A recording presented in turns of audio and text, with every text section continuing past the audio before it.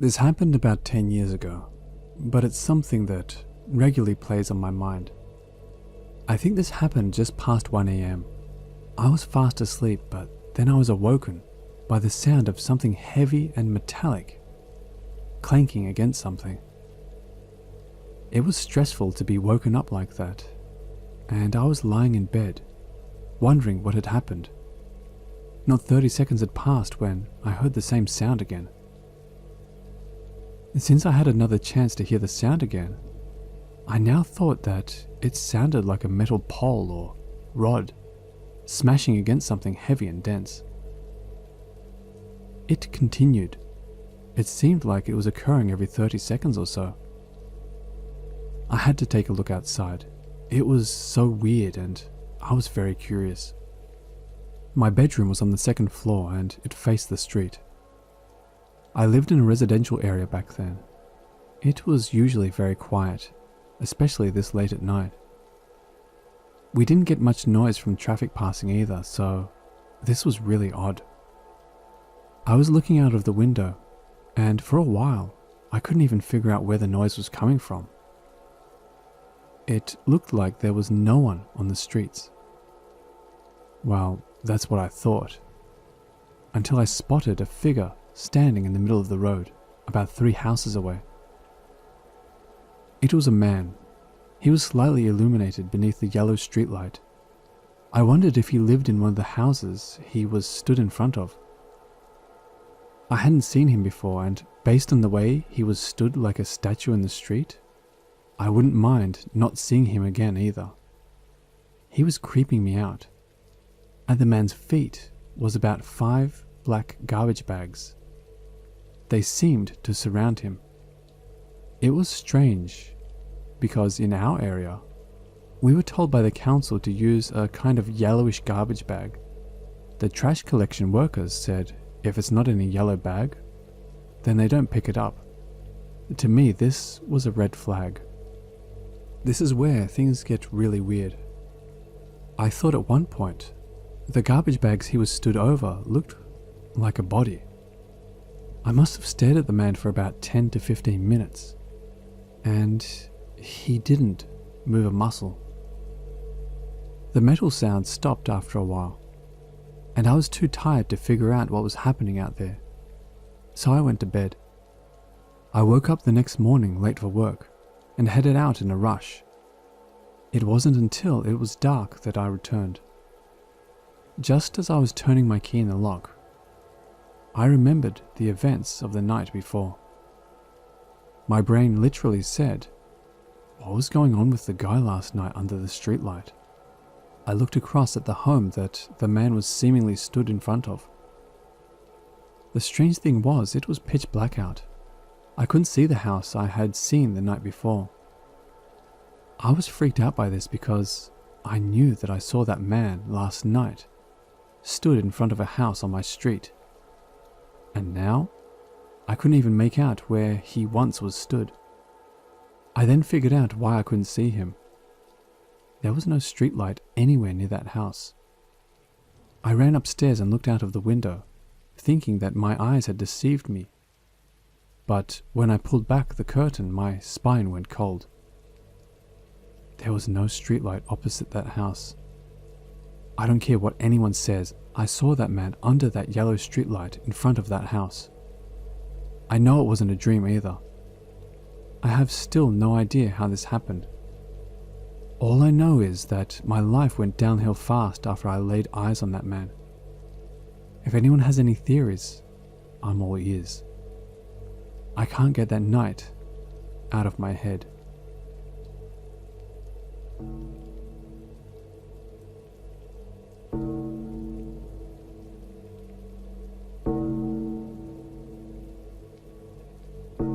This happened a long time ago, when I went with some friends to a famous haunted location in my hometown. It was an abandoned hospital. We went in a group, 4 guys, 4 girls. It was a long time ago now. I was much younger back then. I was in my early 20s. We went there as a dare, a test of our collective courage, kind of like a ghost hunt. It was there where I experienced true horror for the first time in my life. Even now, when I think back on it, my spine goes ice cold.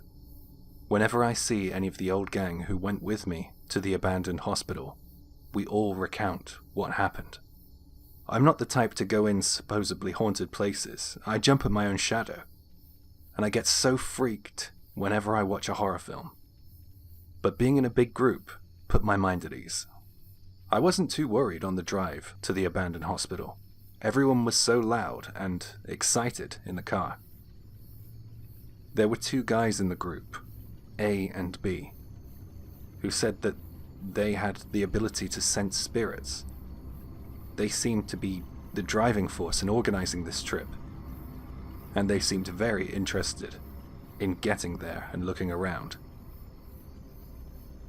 The upbeat energy and conversation soon died off when we arrived and we were all stood in front of the twisted gates. We all seemed cowardly, especially the boys who were spearheading this trip. The two guys were muttering about how it was weird that the good vibes had been sapped. I agreed. I thought that there was a bit of a strange atmosphere around the hospital. Out here in the tranquility of the mountains, there was something so off-putting about it, as if it was trying to keep you away. Like a warning to a potential trespasser, something told me this wasn't a good idea. Having said that, we all had went to such a big effort to come here and gear ourselves up for a paranormal adventure. It would be a shame if we went home without setting foot in there. So there we all stood, not one of us wanting to go in, and every one of us wanting to go home.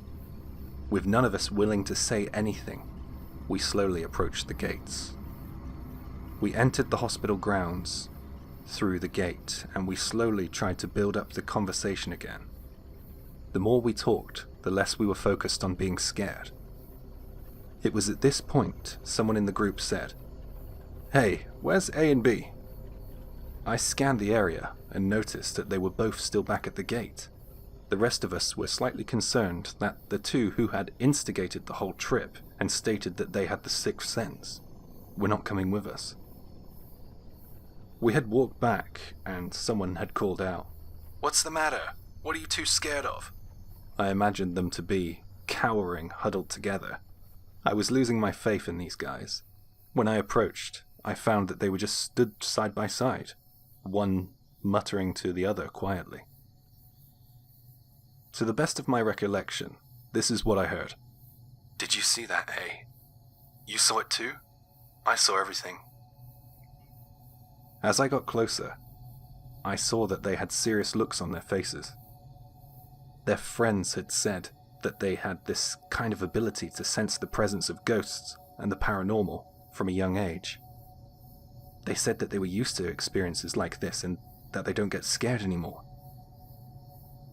I felt that a conversation like that was only intended to fuel our fears, and I thought that these two and their friends were just trying to scare me. I could smell a prank coming, so I just went up and asked them outright, "What did you guys see then?"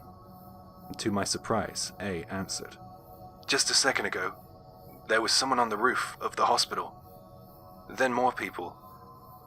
They were all there. They were there. Then they were jumping, one after another, from the roof.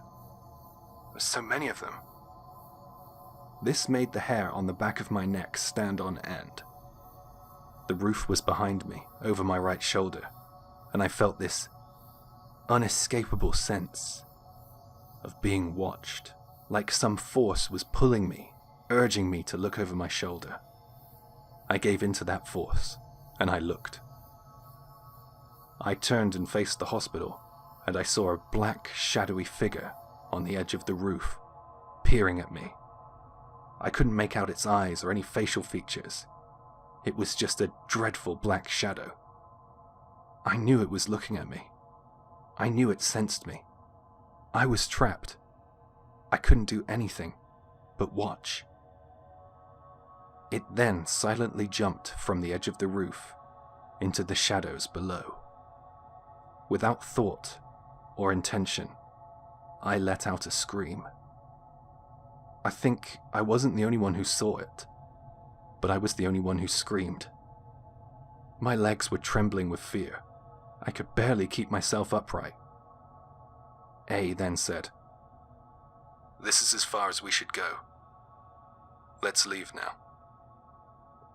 Those of us who saw that figure or figures on the roof, and those who didn't see anything at all, were in unanimous agreement with A. We rushed back to the car and sped out of the mountainous woods. It took weeks for me to be able to sleep with the light off after that incident. I have never known a sense of horror like that since.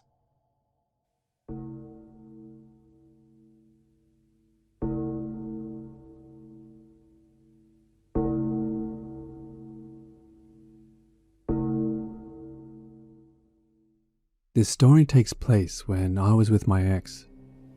We will call her R for the sake of anonymity. After we split up, we still keep in touch. Sometimes we would call one another to check in and just have a laugh. Usually it was for no particular reason, but that night I sensed something different in her tone of voice. R seemed stressed out, and she asked if I could come over. She had moved in with a friend recently, and it seemed as if her friend was out. R was home alone and wanted me to come over. She hadn't invited me over since we split up. I thought I'd go for it, since it sounded like a nice opportunity to see her again. I stopped at a convenience store to pick up her favorite sweets before heading over. On the drive over, I was wondering why she had called me and what the problem was. She didn't say anything, except, "Come over as soon as you can." Thinking about it, her voice sounded more frightened than stressed out. I wondered for a moment if it was a trick or some kind of trap, but when I saw her waiting for me outside, I knew she wasn't faking anything. She looked terrified. I asked her what was wrong, and she said that someone had been trying to kick a door in her apartment in. Let me just briefly describe the apartment's floor plan. When you go through the front door, you have to open another door to go through to the main rooms of the house. Kind of like a tiny lobby in a way. This was the door in question. R said it was being kicked or pummeled. I found this very hard to believe because in order to get to this door, an intruder would have to get through the front door, and that could obviously be locked. Plus, you would hear someone come in, right? But she said she had heard these kicking sounds moments after the house had been silent. There seemed to be no reason or pattern to this either. Let's just be clear for a second. I don't have any kind of ability to sense ghosts, and I'm not a medium. I've never seen a ghost, and I've never had any kind of experience which I could remotely relate to the paranormal. I could see she was really freaked out, so I stayed as calm as possible. It wasn't hard as I was a bit of a skeptic. It's probably just an airflow thing with that room. I'm sure the air pressure in the room is making it seem as if the door is being kicked, when really, the air is just being blown in and out somehow.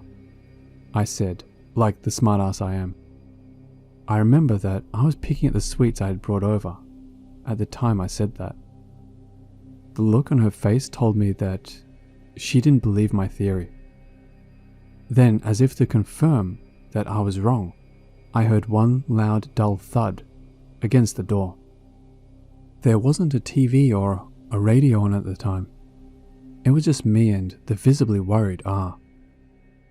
As soon as I heard that thud, I jumped. I nearly hit the ceiling. It really startled me. R glared at me. I could tell this was disturbing for her. She began to tremble again. I went to check. I had to. I opened the door which leads to the front door. No one was there. The front door was shut, so there was no reason for this sudden bang. I started to get a little freaked out at this point. The first thing I did, which felt like the most logical thing I could in that moment, was go and check the front door was locked. I went back into the room with R to convince her that we were safe. Shortly after I returned to her, I heard an even bigger thud come from the same place. I remember I just stood there, staring at it for a while. I swear I saw it vibrate with impact when I looked at it, as if it had just been kicked. "Who's there?" I called out as I threw open the door. No one there. The front door was still locked. No one could have gotten in. I heard R sobbing in the other room. At this point, I had to reluctantly deny that what was going on was caused by a human.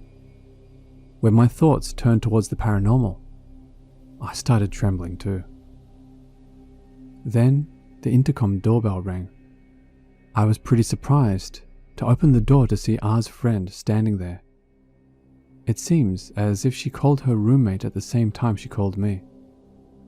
She said she had to explain something to us. We left the apartment together, and after a very short walk, we arrived at a large national highway. She said that she heard from the neighbors that an incident had happened before she and R moved in. It was an incident involving a car crashing into a motorbike a while back. It was a hit and run in the dead of the night, with no other cars on the street and the motorcyclist being extremely banged up and unable to walk. He made his way off the highway by crawling. Who knows how long it took him to reach the first house he could find, R's new place. What was a short walk for us might have taken hours for the motorcyclist who had been half crushed to death. When he finally reached the front door of the first house he found, he hammered on it with his remaining strength. No one must have been home as his body was found the next morning, with a clenched fist resting against the glass. R turned a frightening shade of pale white. I kept silent. We then understood that that was the source of the banging. I went home that night. R's roommate kept her company. Shortly after this, R moved out and into another apartment. We still keep in touch, but we never talk about that night. I think about that night all the time though. What was the spirit of the motorcyclist trying to tell us that night? Or did he just not want to be forgotten? How long was R listening to that awful banging? I'm not sure I even understand it completely. Maybe it's not for me to understand. One thing for certain is, I try not to go anywhere near that house, and if it cannot be avoided, then I can't even bring myself to look at it.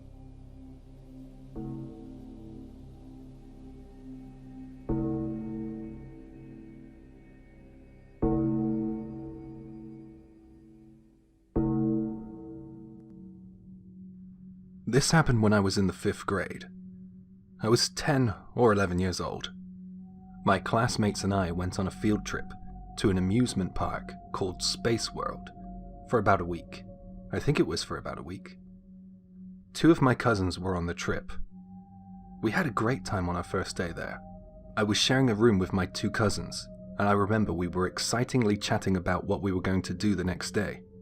Then later, we were all exhausted, and the vibe had died down a little. I guess this was about 8 p.m. I heard a voice. Not one of my cousins' voices. A girl's voice. "Hey," her voice called out. I replied. I was a little surprised that she wanted to chat, but since we were on a school trip and the hotel was a budget one, I guessed that everyone in her room was too tired to chat to her. She seemed nice, and we chatted through the wall for about an hour. It must have been a very thin wall. I must have fallen asleep too. We had had a long day of riding the rides. So anyway, the next day, I woke up early, eager to explore Space World theme park once again. And also eager to meet the girl who I had been chatting with the night before. So naturally, I was the first one out of our room. I heard her voice coming from the left-hand side last night. But when I left our hotel, I realized that we were the last hotel room on the left. There wasn't a hotel room there. Next to our room was nothing but a staircase. Judging on the position of my room in relation to the height of the stairs, I can safely say that there was no way someone could be tall enough to press their mouth to the wall and chat with me like I heard that girl did last night. They'd have to be over 8 foot tall. So I just stood there at 8 a.m., staring at the descending staircase on our floor, wondering, or maybe praying for a logical answer, or at least an answer which wouldn't keep me up at night. What made matters worse was when I recounted what she had said to me last night. "Hey, why don't you come next door?" I said at the time that I was too tired and I just wanted to go to bed. I figured we would have time to hang out in the morning. What would have happened if I left my room that night? I heard later from some older school friends that the last room on the left, in that hotel, was known to be haunted. Legend has it, a girl was jumping around on the beds with her friends and misjudged her final jump, resulting in her landing awkwardly on her neck. And well, I guess you can figure out the rest. When I pressed my friends for more information, they said she had passed away when she was in the same year as us at school. It seems that regardless of the rumors, something tragic happened in that room. The weird thing about all of this wasn't the rumors or the fact that I had spoken with some phantom girl that nobody else had. It was one of the photos my friend took on the trip. I am standing at the end of a line of kids in my class, and there appears to be a pale hand resting on my left shoulder. I need to see it again, but I haven't heard from that kid in years. If that's the case, and it is something otherworldly, then I don't mind. I like to think that she followed me out of the hotel because she was lonely. I spoke with her, and I don't think that she's a bad spirit. Since that day, nothing weird has happened. I am sure that she's not a bad spirit. I just want to pray for her soul. I don't know how to set her free.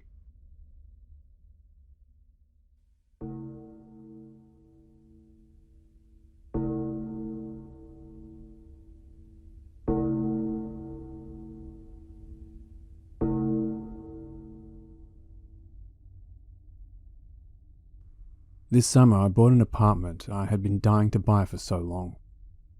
It wasn't new, but it was just what I wanted. To own something for myself was very moving. I felt so proud. It was amazing because it heralded the end of long train rides every day to work. It was relieving to know that I wouldn't be governed by the last train home. I could now commute to work, which was just 1,000 times more convenient. I don't have any plans on getting married. I don't have a special someone in my life. But getting something absolute like a place to call my own until I sell it is something really great. I had been living in my new place for a couple of weeks when something had begun to annoy me. It's so hot during summer, I have to leave the window open to get the ventilation. My only issue with that is, I keep smelling cigarette smoke.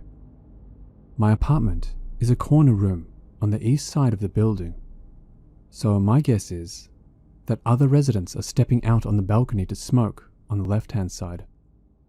A year before I moved here, I was a smoker, so back then I wouldn't have minded, but I quit.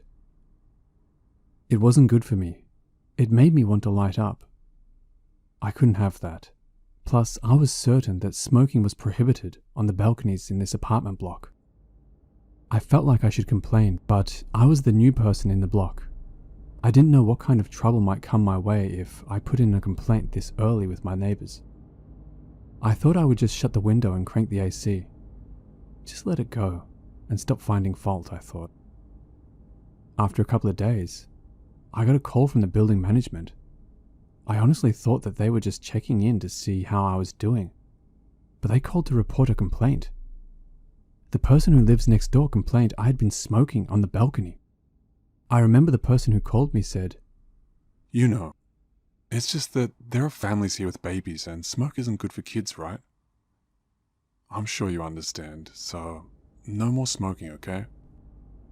I couldn't believe it. I wasn't smoking, so I was naturally annoyed at being accused of this. I just said, "I don't smoke," and hung up. It was annoying, but I figured out that the person next door wasn't the smoker, so the smoke had to be coming from someplace else. Maybe above or below? The issue was unresolved, but the days crept by. I kept my windows shut, but it got to the point where it was too hot to have it open, and as soon as I opened it, there it was, the smell of tobacco. It drifted into my room almost instantly. It was obvious that someone was smoking nearby, but rather than start a witch hunt, I thought I would leave it to the building management to figure out. I mean, how could I complain? They thought I was the guy who was smoking. I didn't want the hassle. Time went by and later I discovered something strange. The order I hung the laundry up in had changed. I set out my jacket and trousers side by side. I know I did. And when I went to retrieve them, they were the opposite ends of the clothesline. I looked at it and thought, can I honestly say this is a prank? Or something that a gust of wind did? Why would someone move it? It was around this point that I figured out that something creepy was going on. I could let someone off if they smoked on the balcony. I honestly didn't care.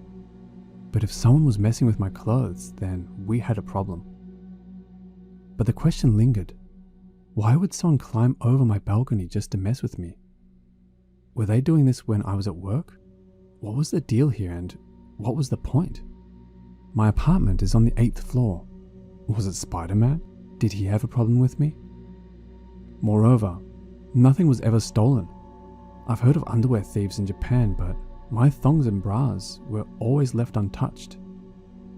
Just my day laundry was being moved.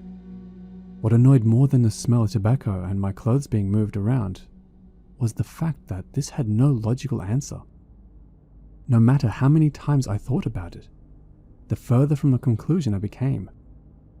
I decided to seek the advice of a friend who is into the paranormal and the occult.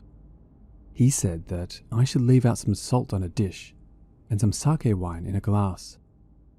I'm not a believer in the paranormal, but I would take any suggestion I could get at this point. The whole thing was really stressing me out. The next morning, I went out on the balcony and checked my salt and the sake, and I couldn't believe my eyes.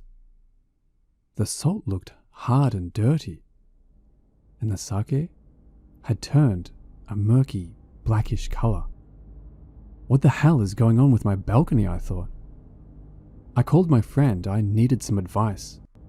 I told him what happened with the salt and the sake. He told me that I have a very bad spirit on my hands, and it seems to like the balcony. I hadn't ever experienced anything paranormal before. I was completely taken aback. "Do you know who lived here before you?" he asked. I didn't know. I just bought the place from the realtor. Since the realtor didn't mention anything suspicious about the place, I just assumed it was a great deal and a great apartment. I thought for sure that the former resident must know something about these strange goings-on. I contacted the realtor and said I had a question for the former resident. They said that if I had something to ask, I could ask them and then they would ask him and then I would get my answer. That sounded super long-winded, and I didn't really want to tell them about my paranormal experiences, so I told them not to worry about bothering the former resident. Then the realtor said this. "Oh, by the way, the former resident said something interesting before he moved out. He asked me to tell the next person who moves here to leave an offering near the window on a plate. I did just that. I bought some sweets and something called a kamidama to help keep the spirit happy. The smell of tobacco went away, and the laundry stopped being messed with after that. It's really hard to tell what has been going on in this apartment, but one thing is now a constant. I leave an offering daily, without exception."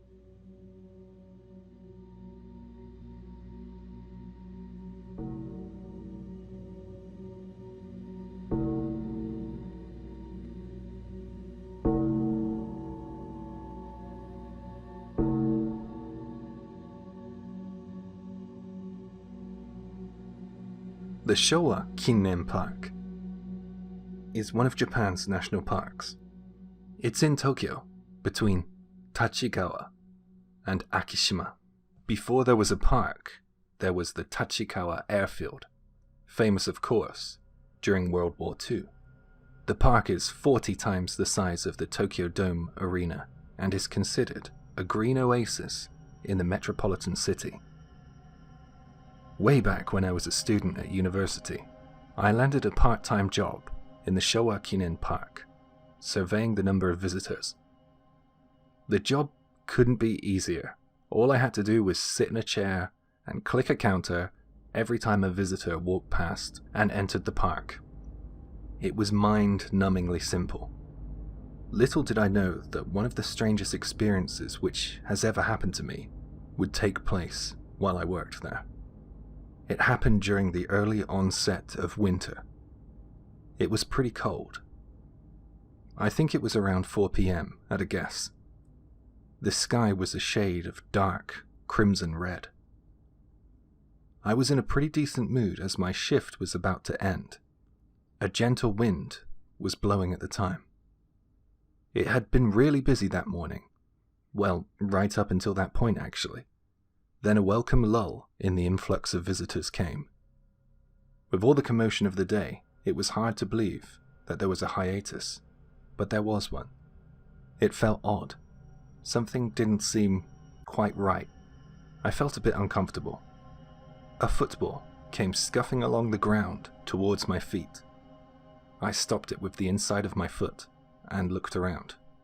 I couldn't see anyone playing football in the park nearby.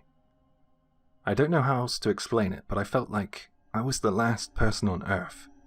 Like for a moment, it was just me, completely alone in a world devoid of humans. What the hell was this? I wondered. An indescribable fear gripped me, and it wouldn't let go. It was quickly joined by a buzzing sense of anxiety.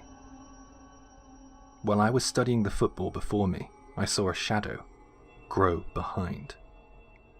The owner of that shadow seemed to be a little boy. Perhaps he was the owner of the football too, I wondered for a moment. I instinctively went to turn and face him, but something inside told me not to. Something told me to look away. I just stared at the grass and watched his shadow. The shadow didn't move an inch. A second or so passed, then that gust of wind blew once again, and then a family passed in front of me. I clicked my counter in my hand 3 times without realizing. I was really freaked out by this, and only realized it later when the number had gone up. I still remember the number it was on after this experience. 8459. I checked over my shoulder, and the boy's shadow had disappeared. There was no one there, no owner of the football in sight. I think in that moment, I was somewhere else, be it somewhere in history, or on another plane of consciousness. I simply was not there.